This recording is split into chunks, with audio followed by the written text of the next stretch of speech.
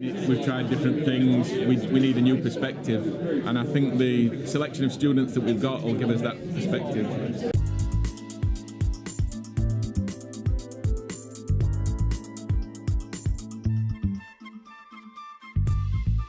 Okay, so I'm Paul Cardwell, I'm from Habitat for Humanity. I'm the regional manager of the Restores, which are a chain of op shops across the central North Island. We've got a really good problem in the fact that we're really overstocked with goods inwards and donations, and the design centre with Heather here are going to help us to solve that problem.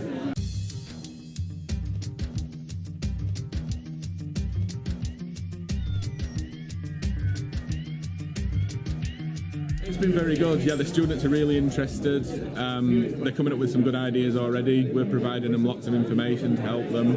They've had a site visit, which I think took them by surprise. Yeah, for sure. So the sites are quite large, they're not your usual type op shops, maybe 1,000 square metres up to 2,000 square metres, so it's a big problem.